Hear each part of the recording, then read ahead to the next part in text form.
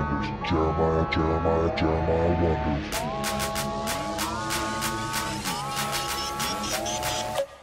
Bow.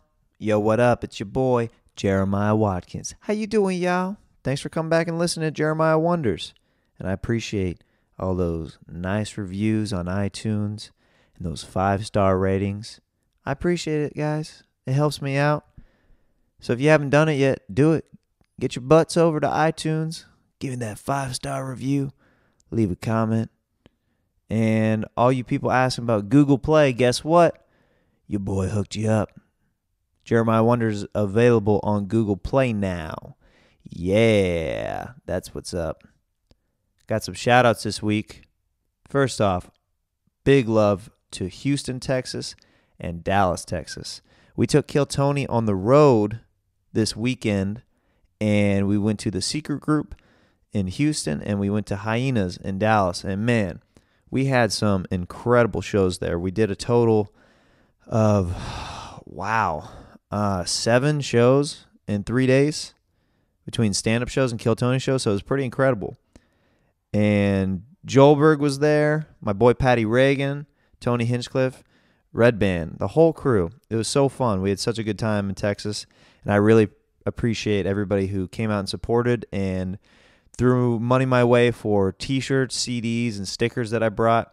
Hope you guys enjoy those CDs and stickers and shirts. And you can get those shirts actually at jeremiahwatkins.tv/shop, which brings me to one of the sponsors for the show this week, which is Luca Clothing Co. At Luca Clothing Co. on Instagram.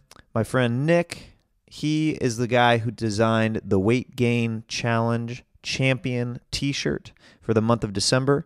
And those are available online at my merch store at jeremiahwatkins.tv/shop. Very good dude. He's also got a Bill Hicks shirt that's up there. It's really cool. And he's also got a Joe Rogan shirt. So check out his site, and you can do that through my website. Also, my buddy Gino over at Speedweed. Yo, if you need that weed, you got to get that Speed e-delivery. Oh, man, almost slipped. Almost said that speed is what you need again, but nope. You need the weed if you need the speed. So Gino's a good dude. Like I've said before on the podcast, he sponsors shows like Roast Battle and supports Kill Tony.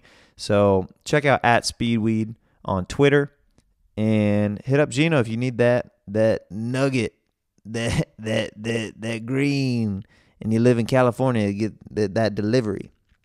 Got to give some other shout-outs to some buddies that are doing some cool things right now.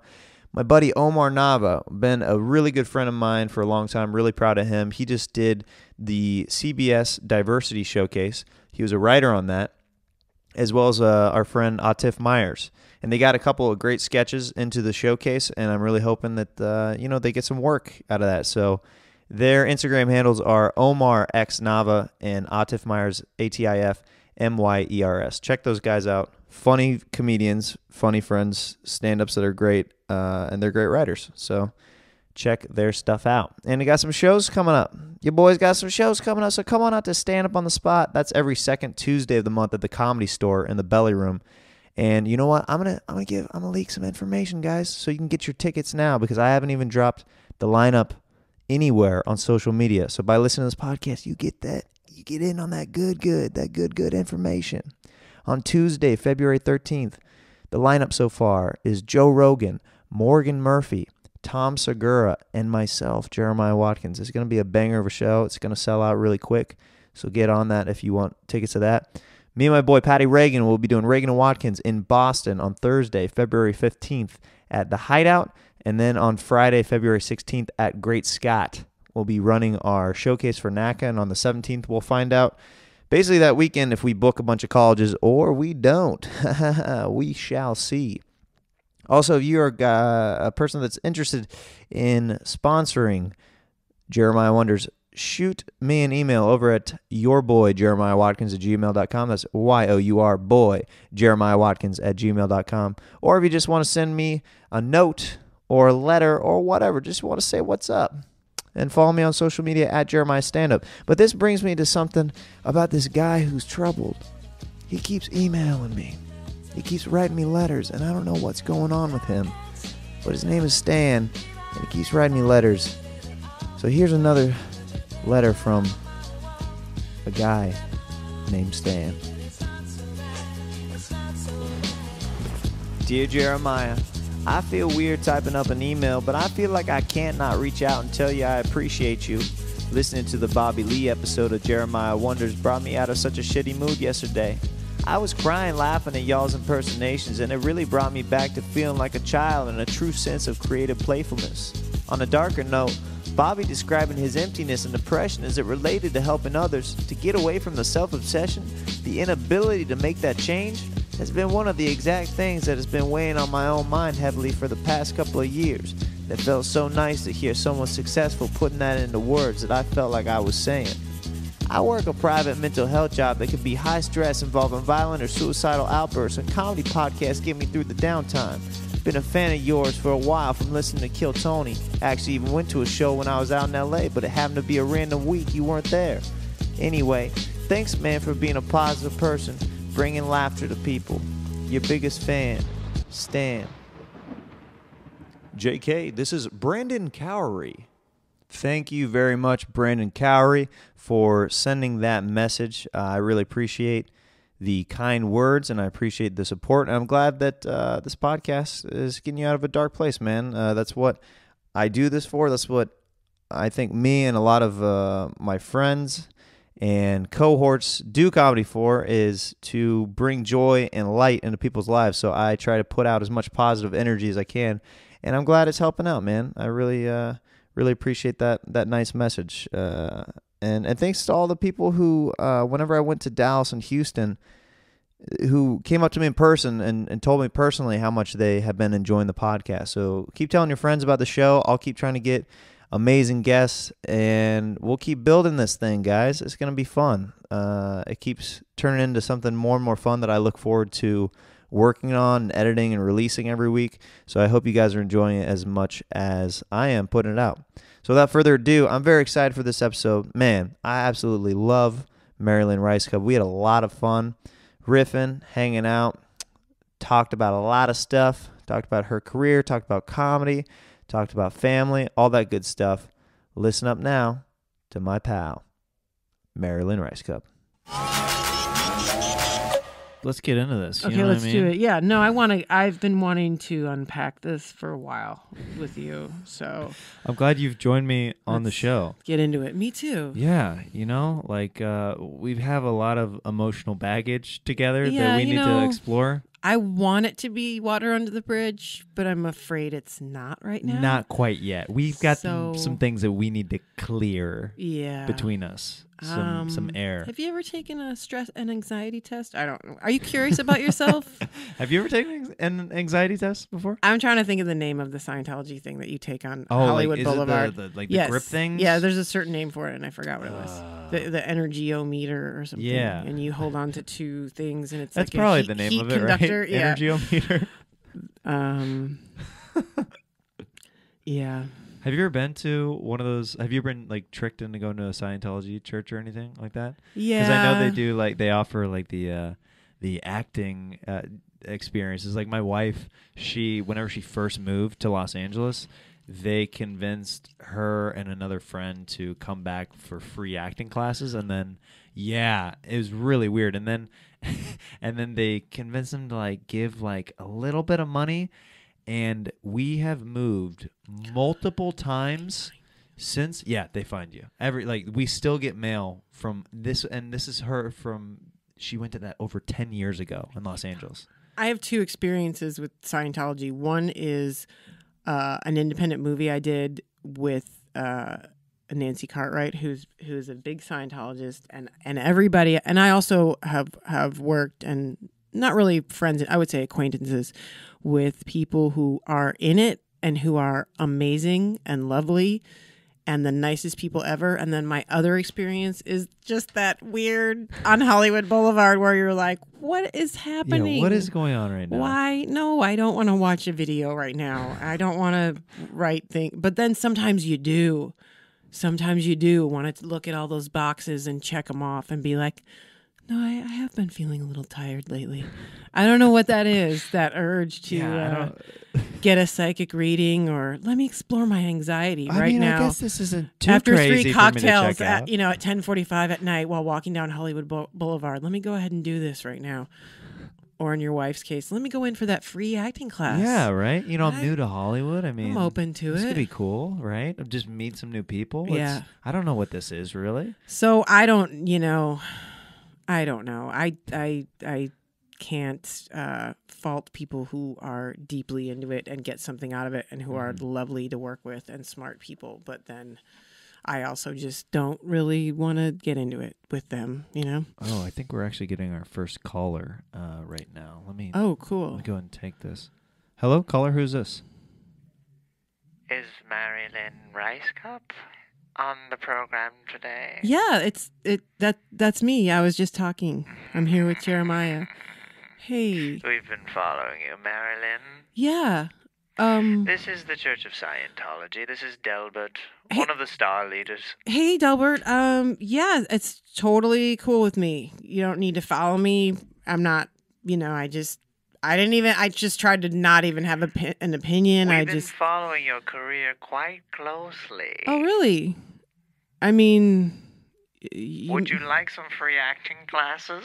Kind of. I mean, I can always use a brush up or a polish. Sure. Can you help me with pilot season? Absolutely. We use Meisner technique. I love Meisner. Yes, and also Stanislavski. Wait, which is the one where you just move like stuff? You move a book and put it down, and you just get physical. That's probably maybe the Meisner one. Well, you're not the acting teacher. I'm just a Star Lord that's delegating the acting classes around, and I heard that you could possibly be a spokesperson for us. I mean, maybe. I don't like that you're following me. I'm flattered. You have a beautiful family, Mary Lynn. Thank you.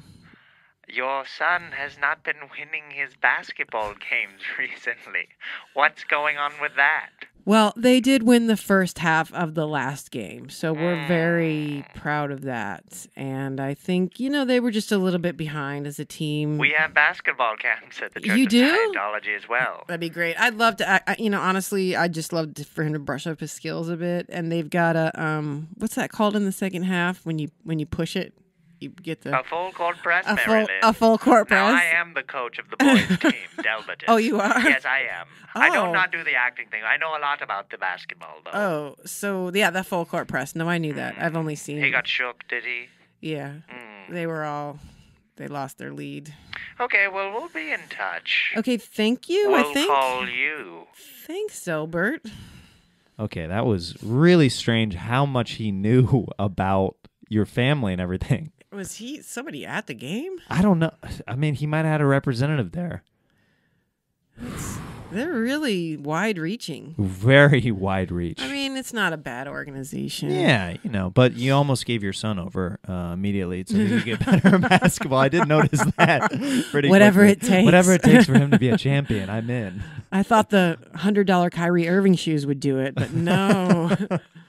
You told me that your husband coaches the team, right? Yes. Yeah, Josh Adam Myers and I almost went to a game with Mary Lynn. We were so pumped up after our workout. We're so pumped that we wanted to keep it going, and you guys almost came to that game. Yeah. That was the game that everybody was in the huddle for the first time out, and my son. My husband's the coach. Did I say that already? And then all the kids were around, and my son goes, "You guys, that other coach is really good." Like that's what he said during the timeout huddle. How heartbreaking is that for your husband to hear? Just like as the father of your kid, like he's like looking around, and you're like, "Man, that coach has really got it going on." He's like, "Oh man." My husband is like a champion. His face was classic because I was sitting right next to him, and he just went, "Well, yeah, okay, yeah, let's talk about that right now in our 20 seconds that we have to plan how we're going to do the next round of plays." Yeah. We, me, Josh Adam Myers, and Mary Lynn worked out. Your husband owns this group interval training, right? Yes. He owns this facility in Woodland Hills, and I'll tell you what, It's the most tired I've been in. I haven't felt like I used to play basketball back in high school, and I have not almost blacked out like that since high school. It literally took me back to being a teen with coaches being like, "Come on, Watkins, you can do another lap, do more wind sprints." But here's the thing, I did that to myself. Yeah, you did that to yourself. I did it to myself because I was trying to keep up with you guys. Everybody else was like positive and fun, and it was like, but I'm like, I was trying to prove something to myself. Like, I'm still in shape. I just gained 30 pounds. Whatever. I can totally just be in the mix with everybody else. Answer was no. Well, I have to tell you something. I was particularly not so great feeling after that. Because there was something about you guys being there that we amped it up. We were dancing and singing between like the workouts, and we didn't realize. You guys really brought the joy and the funk to the workout that day because it really pumped everybody up. Yeah. It was a good time. I think because I was so excited that you guys were there, and so I worked harder. I didn't realize how much energy I was expelling, like joking around between the workouts. Where for 3 days after that, I was so exhausted and sore the entire time. So I think that was part of it too. It was you trying to prove to yourself, but then also being pumped up of just because we were just having fun and not realizing how much we were. It's almost like we were in performance mode. So we use that adrenaline to like work out in ways that we should not have worked out. Definitely not. They're like, yeah, people were like, but these comedians, they are entertaining. Well, I think we were trying to entertain too much while we were around us. We were. But it was a good time.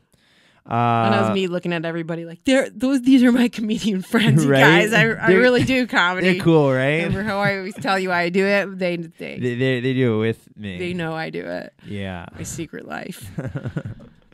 I think I met you at... Did I meet you here at the Comedy Store originally? Probably. Or maybe the Improv. Somewhere around the scene. But Mary Lynn, like myself, is a paid regular here at the Comedy Store. And I see her go up all the time. And you are just one of those people that I love to just riff with. Every time that I see you, I'm just like, it's going to be a good riff session today. Yeah, we had that thing early on where we were just breaking a song, and you as well would make me really happy because I knew you would go there and you would know every song. I'll always follow whatever you throw out there. I'll follow. Just silly stuff. And you were one of those people where when I met you, I was like, oh, he's like been here the whole time. I just didn't. Like, I just felt like I knew you. It's really nice quality, Jeremiah. Right? Yeah. We did a show called The Comedy Jam on Comedy Central.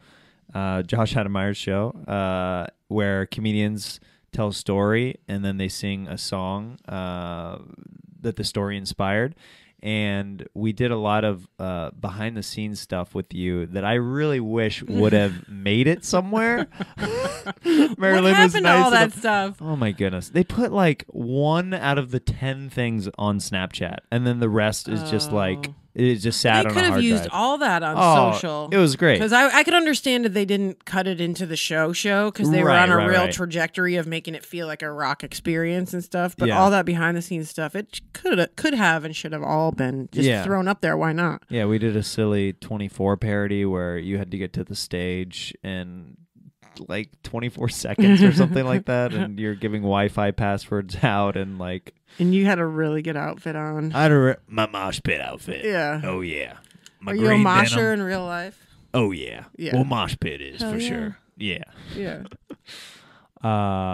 You've had a really diverse career. One of the things being 24, which we parodied on the show. Was that one of your favorite things that you've been a part of as far as like the different things? Because you've done, over the years, you've done sketch, you've done stand-up, you've done straight acting. Yeah. So how does that compare, like doing a serious show, like an action drama like 24 compare to doing comedy?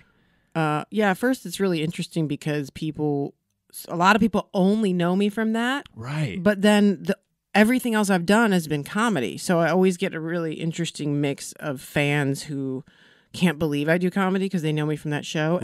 And then from my experience, I didn't know, it was pretty nerve-wracking because I didn't know if I was even going to fit into the tone of the show because I mean, I think early on I started trying to talk like this to like match everybody else, and then my boss was like, "Yeah, you do kind of stick out, but we like it." Like he looked at the dailies, and because I was like, I am so getting fired because every time that I would sign on for 2 episodes or 4 episodes, and then it just kind of grew from there. But yeah, it was a pretty major life experience because when I got onto that show, it was already at the top, of its game. Yeah. And so that's a crazy experience to enter into something that people love and then to become a character slowly over time, because people did not like my character at first. They like thought she was annoying and like, oh, this computer geek. And then slowly, once I started helping Jack, then they were like, Okay, well. but it also tricked them because it wasn't what they expected, which is like a classic thing that show did. It would always be like, who's the mole? And so my character's personality was almost like, she's annoying. Can we trust her? And then they're like, oh, we can really trust her because she's helping Jack. And that's when it got like crazy fun because, I became this like person that people want to follow and root for. Yeah. And then just being on a show like that people are proud of and that people are creatively invested in. It's just like such a neat vibe, because you spend so much time with them and over the course of, it was 8 years. So it's a pretty major. That's a long journey to be a part of. It was exciting. That's so cool. When did you how many, I guess, seasons into the show, would you start getting kind of people coming up to you on the street being like, are you Chloe from 24? Was it like pretty instantaneous, or was it like after like a season or 2 kind of thing? Yeah, I think it was like 2 or 3 seasons in. And also I just had my regular life, and it wasn't until I was more, meaning that I hung out with comics and stuff who mostly would be like, what is the show you're doing? Yeah. They like didn't watch What is this little show 24? And then I started again. It was sort of that when it turned to that when I was helping Jack. Then it just built because then we were going to award shows and doing press. And then I was like, oh, okay. And even, I had been really lucky and I was having a good time and really thankful with my career. But it wasn't until that where I was like, oh, I'm an actor. Like, I have to go. Sure. Like, I actually had a publicist train me on the red carpet. Oh, wow. Only, not train me in the sense that the first time I did it, I could not. And I know people that are like this. I could not deal with my body, with standing in my own skin, and I think I was making some weird face, and she just goes, no. And it just, having her have the job that she had, and she was like a young woman, and seeing the look on her face of like, and knowing the position I was in, I was like, oh. Yeah. Like I have to, and it was the first time I dressed up and sure, as a comic we're used to like wearing hoodies and jeans or whatever. And I worked, but I always got work from all the live performances I did in the 90s, and I would get auditions because I loved performing, but I would dress like kind of frumpy and like large men's t-shirts and like I don't know, and like kind of have an attitude just because I was like, I didn't understand. World. I didn't understand that world. I don't think I was like mature enough, and I was just socially really awkward and not comfortable. I think we're going to call, okay, it's coming through on the caller ID. Your publicist is actually... Oh, is she calling? Calling right now. That's so nice. Yeah. Mary Lynn. Hey, it's so good to hear from you. It's been so long. Yes, it's been a long time. And I just want to say, you have cocooned and blossomed into such a beautiful woman. Thank you so much. I owe it all to you. And I felt like you gave me a little wrist slap that day, and it all kind of came crashing down. I was like, I've got to grow up and be a woman and wear a dress and just try to look pretty. Yes, be a woman. Be pretty. Do you remember what I always used to tell you? You always used to tell me, you have lipstick on your teeth? Lipstick in your teeth. Yeah. Yes. That happened to me every time. Yes, every single time. And also, chin up. Chin up. Ass out is what you said. Chin up, you ass said out. give it a little twerk, but not too much twerk. Because Yes, you're a white woman. Yes. People will love you, but they will hate you. as If well. Yes, that's right. That's right. I'm so glad I had such an impact on your life. You really did. And how's everything with you? Oh, well, the business is gone. It's gone. Yeah. I don't get hired quite as much anymore. Well, when all the social media took off, you didn't really care for that. No, I didn't. Not so much ever at all. Yeah. Because I like to show up in person and people just watch these YouTube tutorials now. And also, you were really pro harassment. Oh, very much. I love a good raping. And I learned so much from you from just letting people harass me. Yes, I say let Live you in- be fondled, live in the fondle. Live and let live. Live and let live in the fondle, and that's what the casting couch is all about. That's what I Catch always as catch said. can. Live in the fondle. Live in the fondle. Live in the fondle. Wrap yourself up in the fondle. Okay, I had to cut her. I dropped that call. That was getting a little. You know what? I'm sorry. I went somewhere There's and she is so wrong on that. But something happens when I talk to her. Right. It's like she hypnotizes me, Right. and I did not mean any of that. And Right. Totally. I only, used it to my advantage a couple of times, and then I realized that it was messed up. But when I talk to her, I just go back No, there. yeah, I think I it's think like when you it's- go home and you're like, "Oh, I'm 13 again." Yeah, or you're like know? you pick up your accent again. You're like, hey, mom and dad, how you doing? Yeah, you pick up your accent. Yeah, totally. Man, yeah, she had you in a trance. It was kind of eye opening. Yeah, gosh, I did for a second want to wrap myself in the fondle again, and thank God things Thank never God got you too steered far. clear from that. Yeah. Whew. What was your first break that you got like in Hollywood? Because were you coming at like your approach?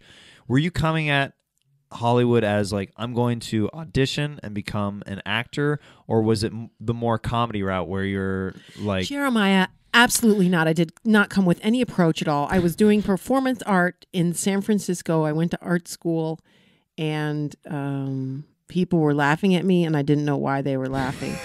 And I also started to meet comedians right around that time because they Okay. were coming to these weird open mic rooms. And I was very attracted to them because they knew their personality and they knew how to perform at a next Right. level, because I was doing poetry readings and people were just reading from their journal. And I thought, oh, that's really cool. I would have never thought, oh, I'm funny, I'm going to take the stage. But I just was kind of drawn to it, and I liked performing. And I came to LA and I just did all these weird shows with, Bob Odenkirk and David Cross, and happened into this whole amazing clique of people, and had no business coming here, had no money, had no car, and just kind of slept around, wrapped myself up in the fondle and did shows and worked crappy jobs. And what was your worst job, or like a job that you just detested going to every day? well, this was detestable, but it was also kind of fun, and I got material from it. I was a waitress at the Hard Rock Cafe, and I was not a great waitress. Did they play the same soundtrack all the time, or is it different music? I think I blocked it out. Yeah, Yeah. like certain song, like whenever I worked at Starbucks, I think they played different music, Did they? actually. They were Yeah, good 'cause about I think that? I would have remembered it. we had like only 3 CDs that we were allowed to play At at Starbucks? Oh my! It was They try maddening. to act like Starbucks acts like they're always playing fresh stuff. No way. It's these like They try to old- give that feeling like, here's our new CD or whatever. Yeah, no. I'm glad you're blowing the lid off Every of this. once in a while, yeah, exactly. Inside Starbucks, investigative discovery. Yeah, they're like 3 CDs, and we would be happy. What This is CDs how were bad they? it was. Just like these bad mixes that were sent, and we would get excited when Jason Mraz would come on. We're like, God, finally a song we know. And if that's ever the case in a situation where you're like thanking God for I was Jason thinking Mraz, David Gray. That's who I love. Remember now, remember now.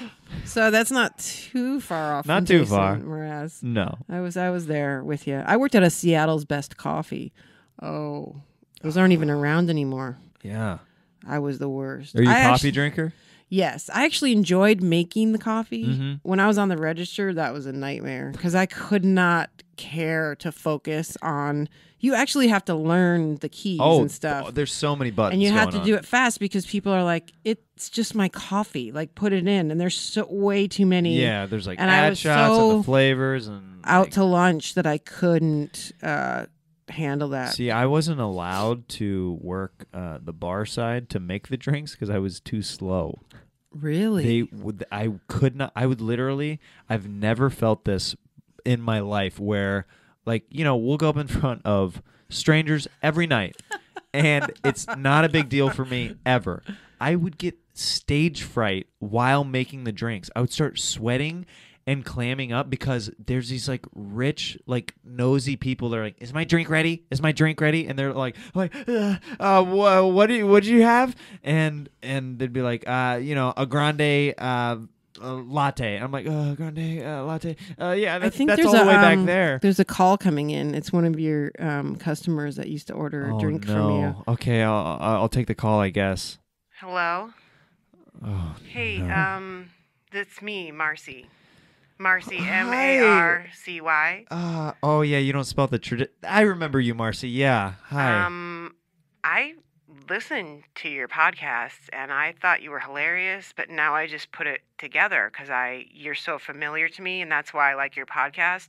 But now I remember what an asshole you were to me. Wait, I was? Yeah, you were sweating. You refused to get my drink right. You refused to spell my name right. I did my best, Marcy. I asked for it extra hot, and every time it's almost like you put ice in it to spite me. I might have put it on the kids' temperature on accident. I didn't mean to. Everyone else, you make perfect foam, but for me, it's almost like you were saying F you to me. I would never every say time. F you, Marcy. I would never say that. I mean, I'm sympathetic. I would to think that, but I would never. Okay, great. I would never say that. No, tell me. I'm sympathetic that you were stressed out, but that's no reason to make a poor product. You were a little overbearing at times. I'm sorry to say. Wow. You brought your dog. I'm surprised that you got married, Jeremiah. Really? Yeah, I mean, I hope you don't call your wife overbearing and complain about her little dog. Well, I don't because she's not overbearing and she doesn't have a little dog. And also, another thing, Marcy, I'm actually glad you called in. I wanted to get this off my chest for a while now, actually. I don't believe that is a service animal. You said it every single time you came in, Marcy. Okay. Is that little Wow. is that little Chihuahua a service animal that you're carrying I'm in your sorry. Gucci purse? You know what? It's 2018. And I'm not going to take this from you anymore. I'm not going to take the abuse. And I'm not going to take the harassment. And my dog's not going to take the harassment. Wait, now How dare I'm you? harassing you now? You're completely harassing me, How and am you I know harassing you? it. Why, on God's green earth, would you need to try to pick apart my dog, a service animal that I greatly need for my emotional state? Is that what Yes, it's- a Chihuahua, you cannot discriminate against them any longer, okay? And I beg you to get your act together because you're going down the wrong side of history, my friend. Oh, You're really? on the wrong side. Really? Yeah. Calling out Yeah, I Chihuahuas bet you for not voted being for real? Trump, too. I bet Maybe you I voted for did. Trump. Who knows? Good for you. Good for I you, hope you Marcy. enjoy the apocalypse. Who did you vote for? Jill Stein, Marcy, huh? Jill Stein had some good things on her platform. She was Really? misunderstood. Really? She was, and for your information, I voted for Bernie. Okay, maybe I Okay. voted for Jeb Bush at the primaries. Who knows? You know what? I gotta go because I need to cuddle with my service dog now. So you can fuck off forever, Jeremiah. Wow. Okay, good luck, Macy. Good luck with your career. Yeah, okay, and Macy. your marriage. I'm going to keep spelling Hey, you know it what? Macy. Goodbye. Okay, we lost her.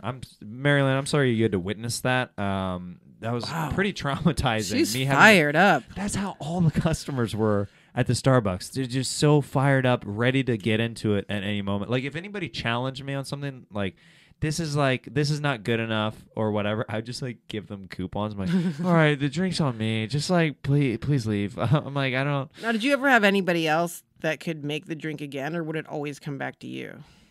No, they ended up planting me on the register permanently because I kept messing up drinks and I was too slow. I was messing it up and We're the perfect couple people to work at Starbucks. I'm more comfortable with I find the espresso thing really soothing. yeah, making that Camping foam, it out. making those caps, those lattes. Espresso. I had a couple girls who I worked with who were saints that knew how bad I was, and they were like, They as love long you. as you keep making us laugh, Jeremiah, just we'll take care of it. Just you go over there and register. Like Marcy is so you're jealous brightening- of you I think she is. I think she definitely because is. you're having a good time and she doesn't like it. Right? And then they got mad at me for talking to the customers too long. I'm like, I'm sorry, I'm trying to develop relationships with the customers. What do you guys want from me? Like, they come back to the Starbucks because of my service. Except for Marcy. Except, true, Marcy just wants her drink stat. She should not be bringing that dog everywhere. No, what is up with that? I don't know. Anyway. Sorry, you got me in a dark place now. Was Mr. Show, was that, like, it's funny that you said that you didn't know that you were funny until, like, you were doing performance art and people were laughing at you. That's, like, a funny way to discover, like, yes. I don't know why people are laughing at me. Yes. But I guess I'm doing something right with my face or Yes. my body. Or something wrong. Or something wrong, I guess. Well, I mean, I did acting when I was in high school and as a kid, but I never dreamed that, you know, as I was saying earlier, I was very socially, I just had a need to express myself. Right. Honestly, it was like a survival tactic, I think, because I Yeah. was imploding. And What kind of productions comedy did was you do? my way out. Yeah, it's a good way out for me, a lot of people. What kind of productions did you do in high school? Do you remember any of the plays? Of that you course I do. Yeah. I was Frenchie in Grease. I was a shepherd in Joseph and the Amazing Technicolor Dreamcoat. You know, I think it's really bizarre, but we are getting a call in right now. Hello, caller. Is this Frenchie from Grease? The character is calling me? I think the character is calling you right now, Mary Lynn. What's the story? Morning Glory. I do more than just Frenchie. That was from Bye Bye Birdie. Bye Bye Birdie. Because I get typecast as Frenchie. And you know, I'm more than that. Actually, I personally think I'm more of a Sandy. Well, Frenchie, what other, have you done any commercial acting recently? I've been in a Geico commercial. What did that Geico commercial? It was you and Flo talking in a conversation, if I remember correctly. Yeah, that Flo is a real piece of work. You know, I aspire to be like her. She was a doll. She really showed me the ropes, and of course, I still want to be a beautician, and I'm still stuck You're still really wanting to in be the late 50s. I really am. Oh, okay. I do a Rama Lama Lama Ding Dong every chance I get, and We Go Together is always the song that's in my heart. That's a great song. The We Go Together like I think I'm developing some sort of a skin poisoning because of all the hairspray that I use, because I still wear the bouffant. I mean, not as big as it was in the 60s, you know, but I still use a lot of hairspray. And I think it's seeping into my skin. Does the carpet match the drapes? Is there a bouffant underneath? It's pretty puffy. It's pretty puffy in between my legs. I will be honest with you. I build it up and then I pat it back down, but I can't help myself. You can't help yourself. You tease up there, you tease down there, you spray it both places, and that gets irritating. It gets irritating down there. You are openly admitting that you tease your pubic hair, Frenchie? I grow it as long as I can. Really? A lot of people can't grow it, and that's a point of pride for me that I can grow it out. Do you put like mousse and different products on I'm a woman it? of many talents. People only think of me as Frenchie. They don't think I can do any other shows. I mean, I am Frenchie. I always will be Frenchie. I am in a timeless wormhole right now. You know, I am the character from Grease, but I also live in 2018. Go figure. I also put mousse and hairspray and tease my bouffant of my pubic hair. Try to understand it. Try to understand this political system we're living in now. You can't. This is a perfect time for me to be in the 50s and the 2018. going on to 2020. Yeah. I plan to live forever. Well, I am also a vampire. That's how that's the secret. wait, you're a vampire? Well, I didn't welcome you on the show. It's the You can. Oh man, I wish I wouldn't have told Frenchie that. But you know the vampire rule: if you don't welcome a vampire onto a radio show, then they can't be a guest on the show. You know what's weird? If she would not have admitted it, I know. I wouldn't. it would have been known. fine. She was her own demise. What was going on with that? Oh no. That is so messed up. Well, this brings us to our next segment. It's called Fanning Out. Fanning out. Questions from fans.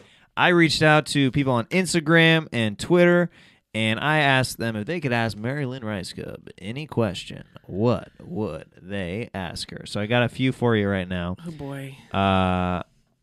This is from @Judd_Danger on Instagram. Do people Hey, ever? Judd Danger Yeah. _ Hello. Do people ever, quote, salt the snail I in knew your it. daily I life? swear to God, before you said his name, I was gonna go, this is gonna be a Gail the Snail question. I just knew it.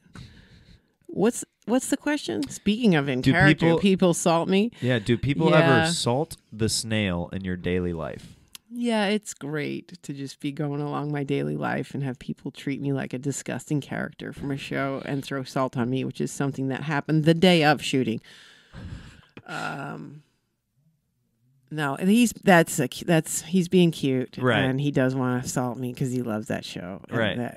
so that's good. That's a good thing. That's a good thing. Sometimes people come to comedy shows and they bring the salt, and I think it's adorable, and then I want them to go away. Has anybody ever after a show tried to like sprinkle some salt or anything on you, like as like a gag? Yeah, like, it's funny. It's cute. I mean, it actually is amazing because Gail the Snail is. I love that character. It's one of my favorites because she is so disgusting, and I had to go deep inside and really connect with my inner Gail the Snail, and it kind of changed me as a person. Really? Yeah, because she's so gross, and she doesn't have a censor, and she doesn't really care. It's got to be kind of freeing, right? To Yeah, do it a was character whenever it's great. that extreme, whenever you're like, this character is so disgusting and so far. Do you know the character?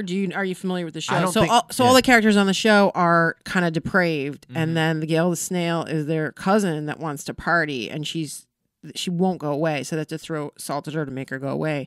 But the thing about it is, and she gives Danny DeVito a hand job under the table, and then I'm like, Mom, guess what? I'm having sex. And then Nora Dunn plays my mom, and she's like, you should, Gail. You're 35 years old. You're a grown woman. You should be having sex. And then I'm giving him a hand job under the table, and he's like, you're mashing it, Gail. You're mashing it.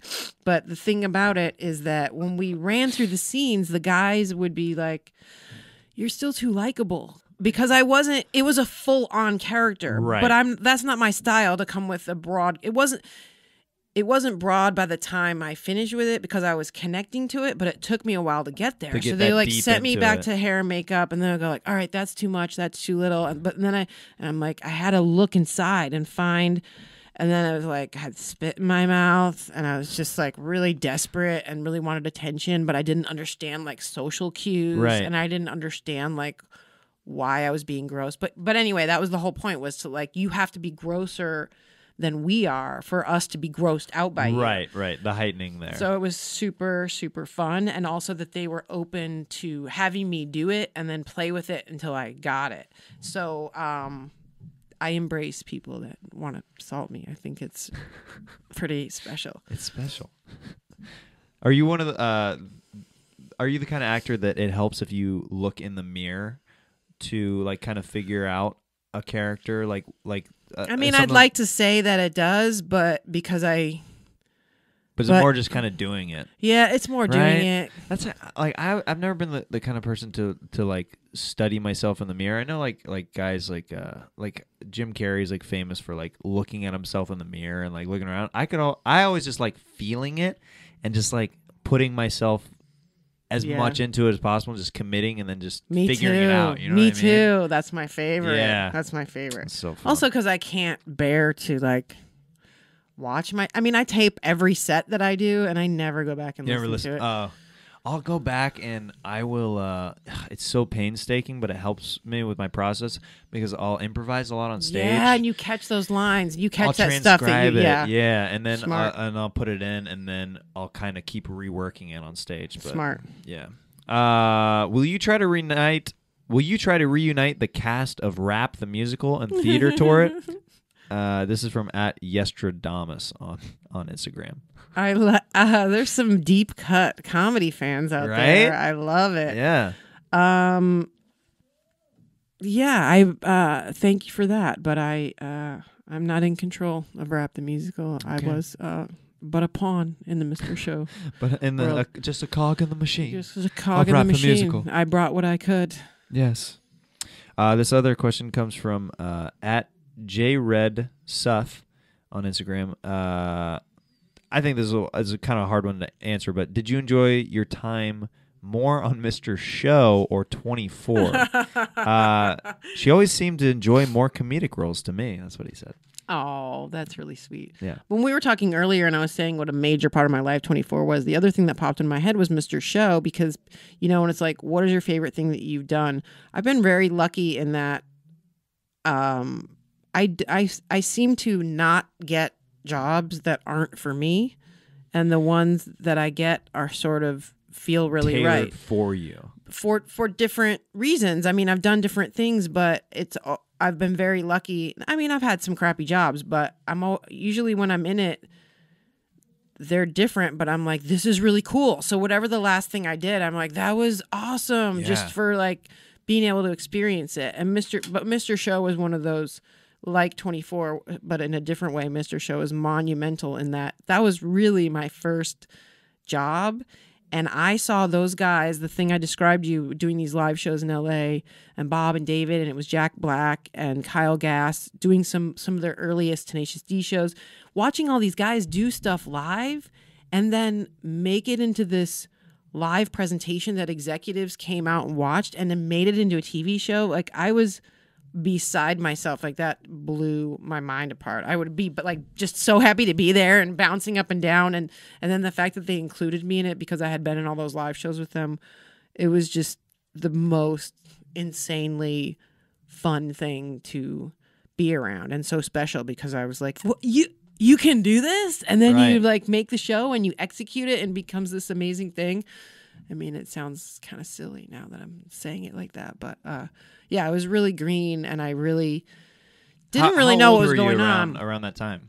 I was in my early 20s. I was like 24, but I don't know. Like, I see someone like you, and you seem so much to know what you want and sort of understand what it is that you're doing. I just remember myself at that time, and I really was not very sophisticated in the world. Yeah. And I would beat myself up. Like, I'd be like, oh, you should have sketch writing packets. And now that I look back on it, it's like, I didn't have any idea what that was. Right. So there's no reason. Like, it's a total process to go. I remember somebody like, you know, that dude, BJ Novak, where he just came on the scene and he's like, I'm a writer. And he just had that skill and then did it and then was a massive success. I still to this day am like, I'm drawn to experiences and I sort of figure things out as I go. But I just now, like with stand up, I'm like, oh, I think I'm approaching like knowing how to write a joke. Like, that's not to sit down and like write a joke packet was completely out of my realm. And I was just happy to be there as a performer. And I remember the first check that I got for $9,000. I just stood on the corner and like cried and put it in my bank account that I think I got a bank account to put that check in there. That's awesome. And that was like for the total of all the shows that I did, which was not a lot of money for being on a TV show. But I was like, God, this is the greatest day of my life. Oh, yeah. You getting paid for what you like are and supposed to be doing? Yeah. Beats, you know, working at Hard Rock Cafe the best. Or Seattle Coffee or it whatever. Was a great experience. Great guys, brilliant show. Like, so lucky to have been just in that group, you know? Yeah. Oh, I think we have another caller. Oh, really? Hello, caller. Who is this? Dude, it's Jack Black. Jack, hey, how are you? Lynn. You remember those days? Dude, we got a Kalapski Lula Lula Doula Dee. Don't worry, be happy. Remember, sometimes you would sing Bobby McFerrin? You were the only person I knew that was like a true Bobby McFerrin fan, and remember you told me the story of sitting in the front row Of course I remember. Yeah. I loved you in Jumanji, by the way. You were great.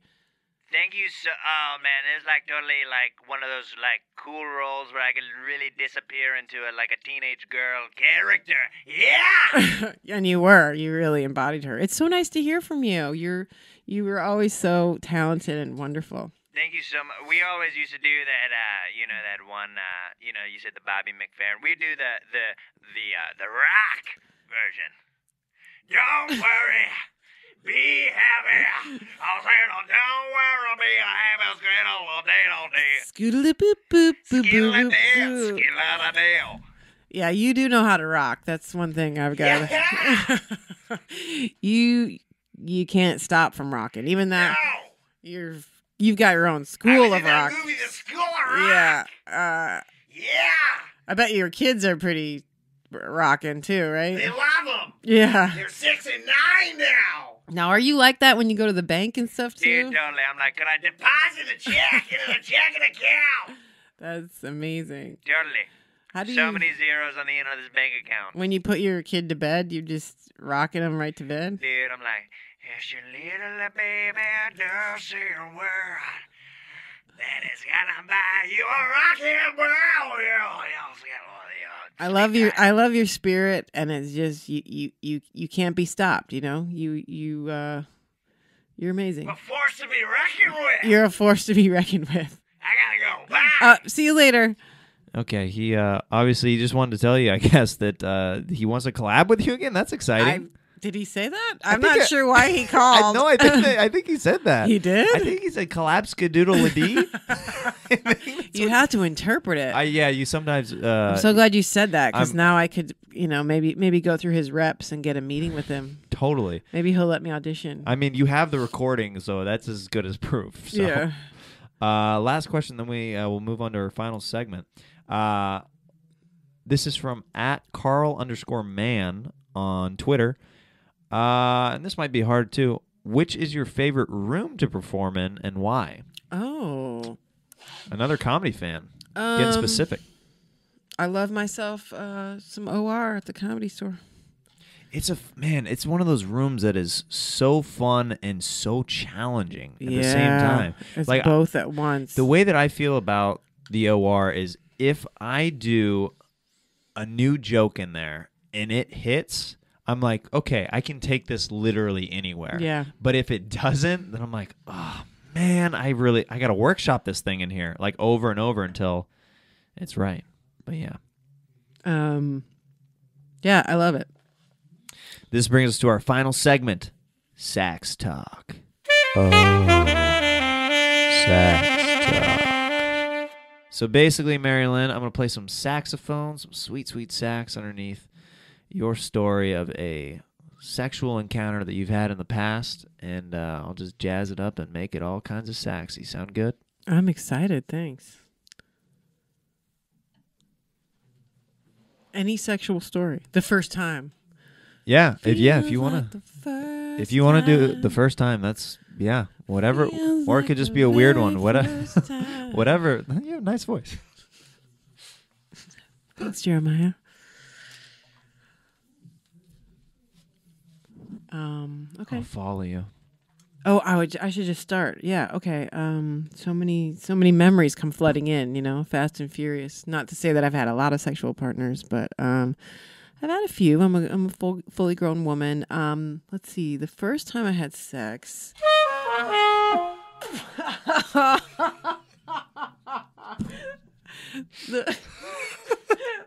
Get ready.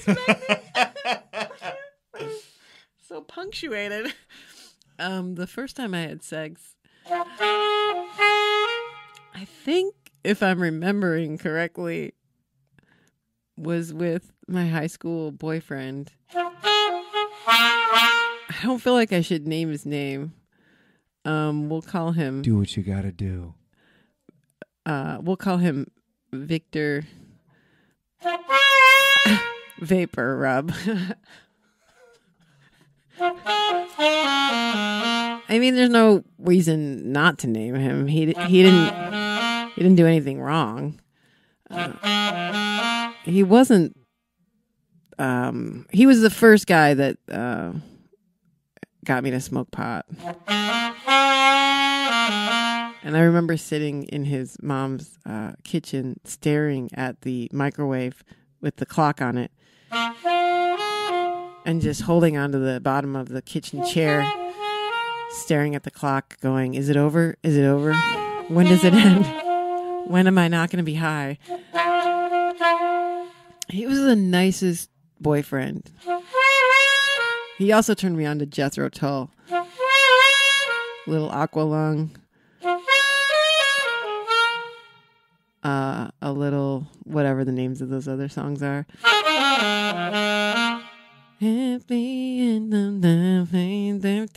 That one. And so we were going out. He had puffy hair. He was very tall. Yeah, that's about how tall. He had a really nice smile, was really friendly, really sweet, and had a lot of freckles on his face and braces. And looking back on it, I honestly didn't know at the time, but you know how when you're attracted to somebody, the juices start flowing? Well, I thought I was attracted to him, but I wasn't really that attracted to him. Or maybe I was just scared of having sex. I would say we were probably more friends, but we kind of felt safe around each other, but not so much for me, like so sexy, but I didn't really know what it felt like to feel sexy. I was just kind of going with it because I liked him. What I'm saying is there was a lot of friction, like rough friction, like Indian rub style. And so then when he got on top of me and he got ready to put his penis in my vagina, it was too big. And it wasn't lubricated correctly. And it hurt. And I said, ow. And then he stopped.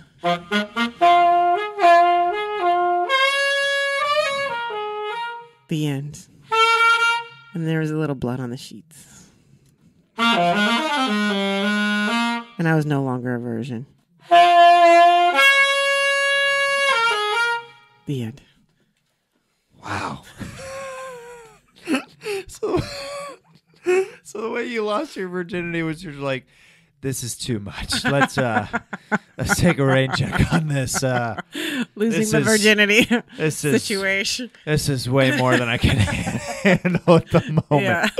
It's at my butt. What is happening right now? I thought this was going to be a fairy tale. And then this guy comes at me with, I don't know what that thing is. Wow. Yeah. Well, nicest guy, but that thing was too big for me. It may have been different had there been some lubrication. Look, we're adults, so we can talk about it. Right, or previous entry. Thank you. Right. I never thought about it that way. Yeah, if somebody else had prepped the way for this guy. Was not ready for it. It was not, it was just... It was not our time. No, your vagina was like Gandalf in The Hobbit, and he's like, "You shall not pass." And then, Forced entry. Yeah, forced entry. Ouch. Which brings us to the theme of this podcast, forced entry, everybody. Mary Lynn, thank you so much for doing the show. Is there anything that you want to plug upcoming, any shows or social media-wise or anything? My social media is my name. If you like cat pictures and the occasional picture of my kid. Heck yeah. I always forget to take pictures when I'm out at the comedy club. It's always when I'm looking at a tree or something. Well, we'll take a picture right after this. Oh my gosh, I'm so excited. Right? So excited. Yeah, just doing a bunch of comedy. Check out Mary Lynn live. She's always she's all over town. She's always at the Comedy Store, the Improv, occasionally at the Laugh Factory. But yeah, come see her with us. Probably have to go on the road at some point to make some money. Yeah. Yeah. Do it up. Okay. Yeah, go back. Get back out on the road. It's fun. All right, I'll get back to you. All right. On those dates.